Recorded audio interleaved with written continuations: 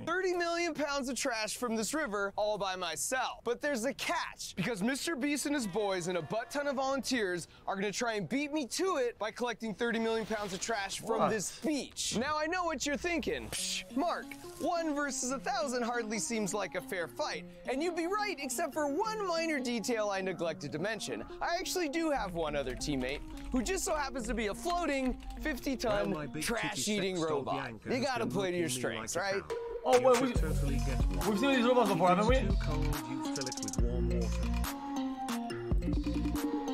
All right, dude, you ready to start this competition? Dude, we've been going. Look at all these people. What? Go, go, go, go. You started already.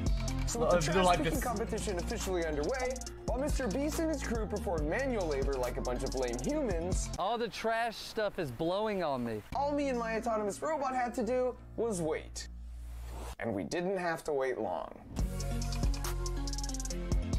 I love the idea of Jimmy getting all sweaty on the beach, picking up trash the old-fashioned way. Why would you just let it all come to me? Why would you purposely pollute the area on purpose? Because it's going to the robot. We got some eggs. Looks like a Go-Gurt. Oh, what do we got here? This is a Cola Real. Come on, man. This isn't even open. You take the trash from the beach and you just push it in the water. Got off to an early lead, and I can confidently say that's thanks to their premature start and not their trash collection techniques. Jimmy! Yeah? The ocean's putting more trash on the beach. But by this point, my robot had also started firing on all cylinders and was closing the gap, which makes this the perfect time to explain exactly how it works. And to do that, let's go back in time a few days to when I first showed up here. Hey, what's up, Boyan? Welcome. Thank you. Welcome on the Interceptor. Nice place you got here. That is Boyan Slat. He's the reason this robot exists, and his origin story for caring about trash in the ocean comes from something that happened to him more than a decade ago. I was 16 years old. I went scuba diving in Greece, and I looked around me, and I just saw more plastic bags than fish. And I was just so disappointed by that I thought, why can't we just clean this up? That kind of started a few things for me. Which is a humble way of saying it led him to founding a non-profit organization called the Ocean Cleanup with the audacious goal to rid the ocean of all trash and plastic. So naturally that involves removing trash directly from the ocean itself. But if you think about it, that's only half the problem. Because to make a lasting impact, you've also got to cut the pollution off at the source and turn the spigot off. And as it turns out, 80% of the plastic flowing to the ocean from rivers comes from just 1% of the rivers. So their idea is to put these trash-eating robots on those worst offending rivers, and that will go a long way to fixing the problem at the source. So that's the strategy behind these. Now to the juicy part, to how these river interceptor robots act. What the fuck? Offending rivers, and that will go a long way to fixing the problem. Holy shit! What the fuck is that, dude? Problem at the source. So that's the strategy behind these. Now to the juicy part, to how these river interceptor robots actually work. So step 1 is to anchor it near the bank of the river, and then as trash floats down the river, it runs into this barrier on the surface of the water, which shepherds the trash towards the mouth of the thing. And then once the trash is funneled in, it travels up this conveyor belt. I agree with this guy in chat. Just convert into a road. I agree. They could just pour molten cement on the trash and just mix an actual road. Just pour hot cement onto the trash. And then it solidifies, boom, then you get a road. After which it's dropped in one of these 6 floating dumpsters. And the fact that they float is really clever because it means once they're full, the interceptor can stay put while the dumpsters are flotillaed down the river, where whatever can be recycled is recycled and the rest is properly disposed of using the local waste management system. On top of that, it's got solar panels and a rainwater collection system, so it's fully off the grid. And thanks to some onboard AI technology, the trash collection happens essentially autonomously. And importantly, it's Boyan's nonprofit that provides the interceptor, but it's the local government and communities that implement, operate, and maintain it. This one is in the Dominican Republic, and it's run locally by their naval officers, who are just incredibly lovely to work with, by the way. Oh, and as a final point, that floating barrier sticks only 1.5 feet deep into the water, which means while the guys, I was watching for 1 minute, chat, because I was looking if I was late or not. We're chilling. Trash gets captured on the surface, the fish can swim back and forth under it all day long. Or as Boyan puts it, it's very good at catching plastic. It's terrible at catching fish. Unless you're a dead fish, then it'll catch you. If you're already dead and filled with gas, Right. You will be caught. That Yeah. you will be caught. Oh, So by this point, Jimmy and the boys had an ever-growing pile of trash. Pile's looking pretty nice. If I was you, I'd be getting a little nervous. I'm a wee bit nervous, but the good news was that thanks to the steady consistency of my robot, I had now overtaken them as the leader in the amount of trash collected. But even better was that while they continued to labor away in the hot sun, cool. I just left mine on autopilot and took Just the an effort, opportunity an to effort. go enjoy the Guys, natural beauty guys, of the Dominican guys, beaches and make friends. The stream won't end off today, okay? I told chat if it does and we reach 5,000 lost frames, I'll do And it. hang out. Guys, I start too late today, guys. I was late today, okay, because we have to do the Squid Game thing, and I got out of bed and I just clicked the button.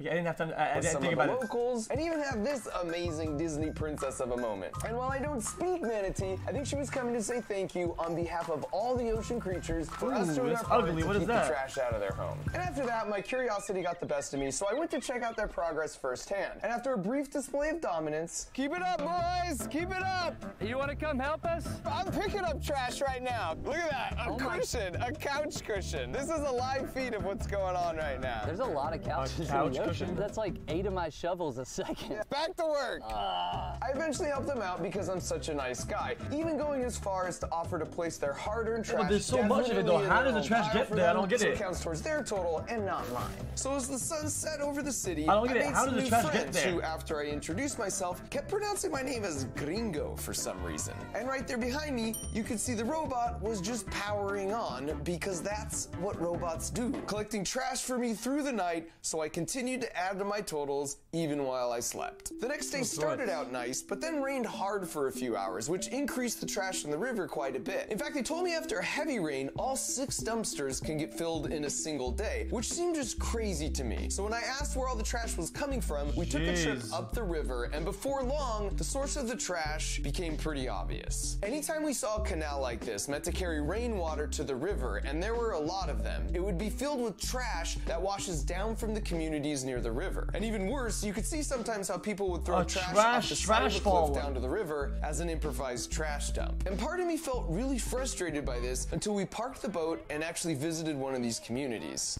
And out of the gate, I saw a soccer ball and tried to showcase some of my moves. But after they put me in my place, I knew my only recourse was to go full Sammy Sosa on them. Guys, I don't think you can blame the people themselves. I don't think you can though. Guys, people are surviving, trying to thrive with sometimes a bad spawn, and they don't have the infrastructure in place. Okay, the infrastructure. Isn't that word? But as we walked around and talked with them, it became apparent pretty quickly. The country, the government, the whatever isn't giving the tools that they need to do the things that they have to without having to do shit like this. It is what it is. Ends up in the river because there are no other options. You and I have the luxury of putting our trash in a bin and rolling it out to the curb, and then it's magically empty by the end of the day. In the developed cities in the Dominican Republic, this is of course how it also works. But in these remote poor communities, there are a lot of challenges that prevent this, such as just not being accessible by big trash trucks, which means they just don't have somewhere to put their waste. So whatever doesn't make it to the river just piles up in their own village. And in talking with the leaders in these communities, it's clear they're passionate about being part of the solution. And the Dominican government, in conjunction with the UN, is proactively working together with their own people to come up with custom long-term solutions and be an example to the rest of the world. The point is, everyone involved here knows the Interceptor. The name of the basketball court is actually fucking sick though. Look at that. Damn. That's clean. Everyone involved here knows that Interceptor is not intended to be the permanent fix. Ultimately, we want to help ourselves out of business, and the sooner the better. There will come a day that we can just get rid of these interceptors, and there's no more plastic coming down these rivers. But until that day comes, don't go there. we need don't to stop it from going into 1 the year ocean. ago, in the end, by the time I wrapped up my work at the Interceptor, we ended up making 2 trips with the dumpsters down the river so the waste could be properly as an airline pilot. I can't watch 12 hours of stream every day anymore, but I wanted to give a little. Man, thanks, Shout out to the juice. Disposed of. Even though I basically did no manual labor to make this happen, there's still like a sense of pride. No matter. 1 year ago, you said get a job. Today, I received my first salary as an airline pilot. I can't watch 12 hours a day anymore, but I want to give a little first of my paycheck. Thanks to $10, man. Official, man. You didn't have to do anything, man. Here for some reason. I don't know. Thanks to the story, though. We did it. So after getting the total weight recorded, all that was left to do now was to meet back up with Jimmy. He didn't skip too long to this is a certified butt ton right here. How much did you get? I got it right here. How much did you get? It's on my paper. I'm not showing you. Spoiler alert. It's much, much less than 30 million pounds. Okay, so before we show you our papers here and reveal who won, man versus machine, if you're watching this video, we need your help to get this pile of trash to 30 million pounds. And buckle up, because the next 2 months are gonna be crazy. Now for context, 2 years ago, the internet demanded we start Team Trees. And not only did we band together and reach our goal of planting 20 million trees by 2020, but people are still planting on average 2,600 trees per day on teamtrees.org. So in order to actually get 30 million pounds of trash and plastic out of the freaking ocean, we're following up Team Trees with Team Seas. And we've spent the last 8 months working with the perfect nonprofit cleanup organizations for this goal. And even though it was difficult, they guaranteed us that for every single dollar we raise, there will be 1 less pound of plastic and trash in the ocean. And that's just bonkers. That literally means that for every $1 donated, this much trash comes out of the ocean.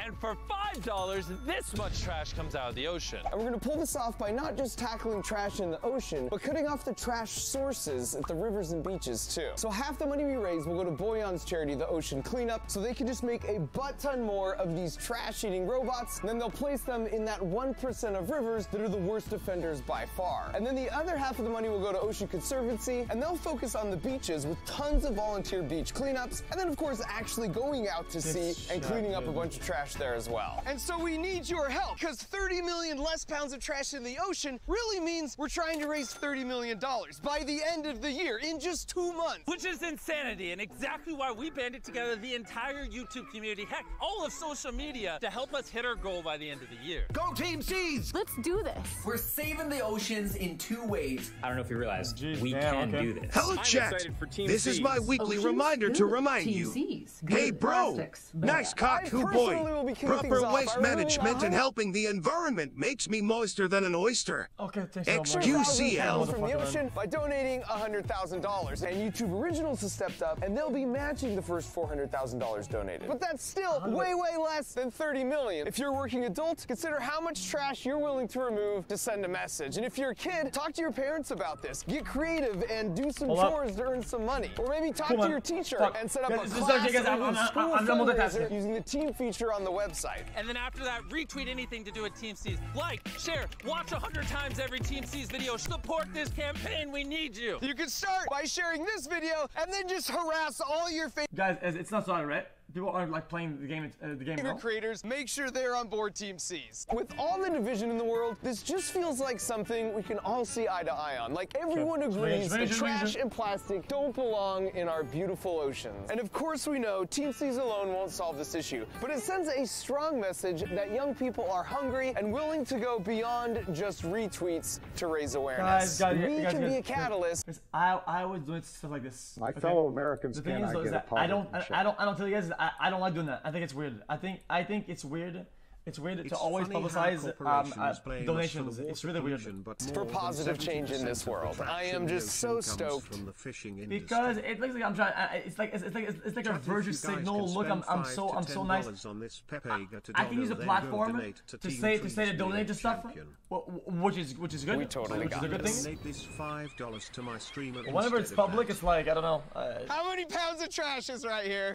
500,000. Guys, those that care about these causes usually see my donations, okay? In a lot of places before, okay, I've donated, and chat noticed in different chats or other like other boards, whatever. If you see it, you see it. It is what it is. You are a liar. How many pounds of trash is really here? 62,738 pounds of trash is right here. Wow. That's pretty crazy though. Oh, 37,000? Yo, we beat him. I will say, my robot in the next 2 weeks, he'll do that. So if you want to fund more robots or humans to solve this important problem, click the blue button, go to teamseas.org, donate right now. Go donate. Like the video, Mr. Mark Robert, very nice. Much love. Okay. Okay. guys, it's good, 30 chat. months, holy smokes.